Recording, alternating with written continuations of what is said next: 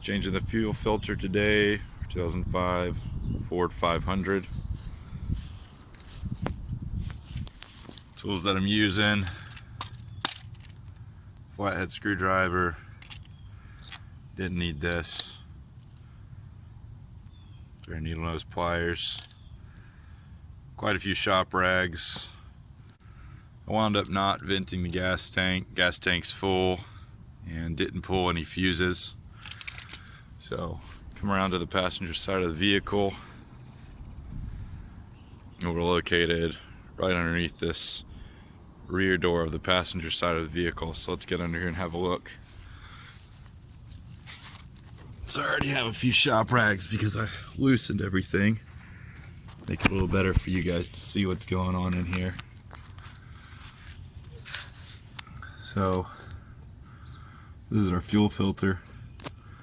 It's held in place by one of these, I forget what they're called exactly, but you can loosen it with either a socket wrench or a flathead screwdriver. I would keep that tightened until you get both your hoses off. It's just a little bit easier. You could jack your vehicle up, but I'm squeezing under here. I'm 6'2", 220-pound guy, but I'm still making it work. Anyway, you've got these pins. Let's see if I can get the camera to focus on them, that actually hold these together. Now those white pieces there, you actually have to push apart from the center area in order to have them disengaged. The easiest way to actually get these removed is to remove the pin fully. Here's the pin removed from the other side, so you can kind of see what you're dealing with. You've got two little clasps there in the middle, so you want to be able to separate those clasps and then push them up to remove them and disengage things.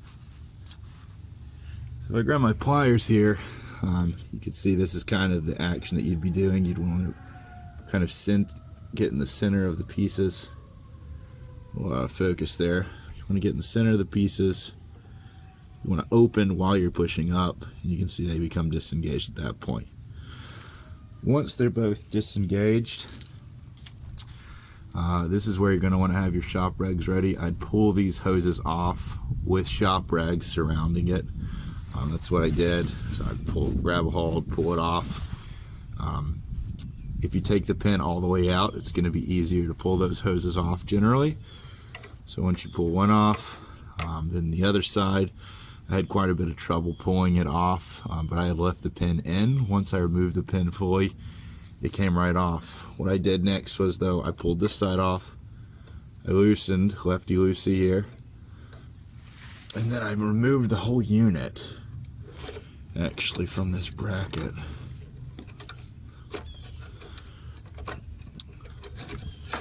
Straight out and down. And that actually gave me a little bit more access to this back pin. So I was able to play with the back pin and get it all the way out. Works exactly the same as the front pin that we talked about in more detail. You have a little bit more leverage to remove that. Again, you're going to have a lot of fuel coming out when you make that disconnect, so make sure you're doing it with your paper towels or your shop rags as well. You're going to want to let those fuel lines empty out so you don't have a huge mess. So keep maybe a bucket ready, or an oil catch. I use just these shop rags that you see here, so maybe a quarter roll shop rags got the job done. Your fuel filter is still going to have fuel in it, so make sure if you're going to be taking it to the auto shop, make sure you've dumped it out fully. Otherwise you're going to have fuel kind of leaking everywhere. So next, I already went to AutoZone and picked up new fuel filter. So this particular one's FF686DL, $11.99 at AutoZone. The guy pulled it out and showed it to me, and I was pleasantly surprised because it actually has new clips in there. So you can see it's got clips there on the sides. We'll see if those clips fit on this Ford 500.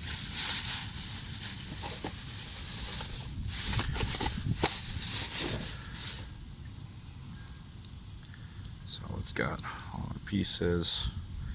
Pop these clips off at each side. Obviously we don't want those on there. In the meantime, a little bit of pressurization there. That was exciting. Those caps. Alright. So I do need to pull off that pin from the other side, so I'm gonna do that real quick. I'll let you guys watch just in case you wanted to. So as you can see, the pin is currently in there. Yeah. See if I can set the camera here where you're still gonna be able to see what's happening.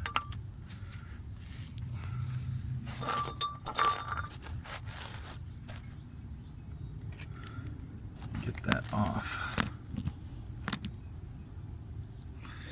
Okay, so the pin, it's a little bit more difficult to maneuver when it's actually in the bracket, but separate out, wire pushing up. Both my pins look okay, but since this is coming with a new pin, I'd still much rather use it. Okay, so I got one side out. You can see that it's up a little bit, and then it just popped back into place. So this is the battle that you can expect to ensue while you're under here. Not the easiest thing, but definitely more breakable tasks that you can be doing on your car.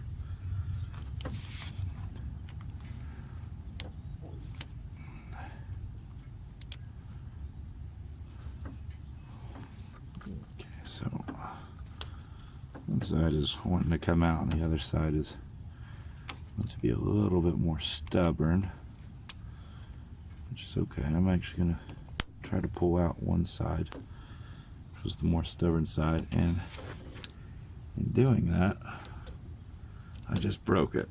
So these are breakable. I didn't break it when I took it off the first time. Pushed one side up, broke it. So if you're not patient, that's what happens. May be good to make sure you're getting one that's has extra clips included, just to make sure you don't have to worry about breaking them. It might expedite actually removing those pieces. Of course, now I have to hope that these new clips actually fit as advertised. Yeah, so there's the good one I took out. And this one is significantly larger. It has a little extra piece here. So now I have to figure out what to do, and which will probably lead to me going back to AutoZone, see if I can get another clip. Okay, YouTube, so I just got over to AutoZone because, like you saw, I broke one of those clips. Again, this larger clip here at the top is the clip that came with that fuel filter that I purchased. Went into AutoZone to see if there's anything they could do. They had this little kit, which is $3.99. I've pulled one of those out just so you can see it compared to one of the ones I've actually pulled out of the car, the Ford 500. It looks almost identical. So I'm gonna head back and we'll see if that works. All right, we'll check in then. Okay, so we're back. We've got our two new clips. We'll still replace our old one that was still intact because we've got the new ones like we talked about before. Jump back underneath the car here and try to get you guys in a good position. Okay, so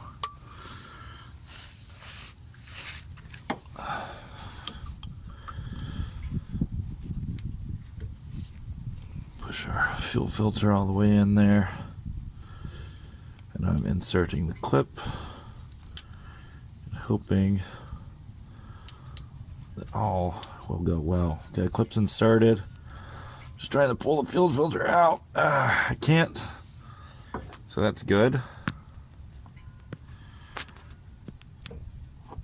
There, the fact that we can't pull that out is a good thing.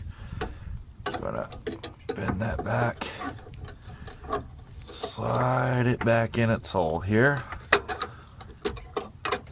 There actually is a ridge here at the back, and that ridge on this metal bracket here is going to help hold that in. So be careful and wary of it as you're taking it. You might need to move your fuel filter slightly to the side to pull it out. I actually just realized it was there. I didn't have any problem pulling it out before.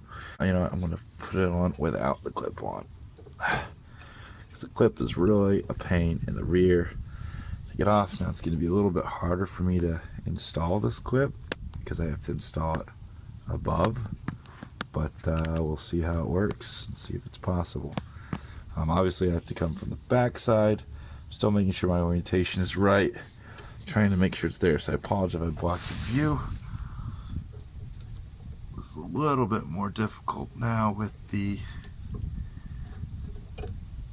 not having the car on jacks. Okay, so the clip slid right in. It's great. I'm just gonna check it. Try to pull it off. Ugh. Not coming off. Great. Okay, everything appears to be back in place.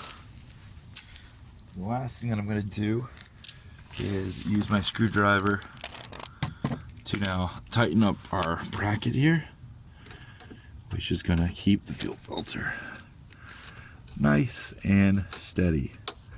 So everything appears to be correct orientation.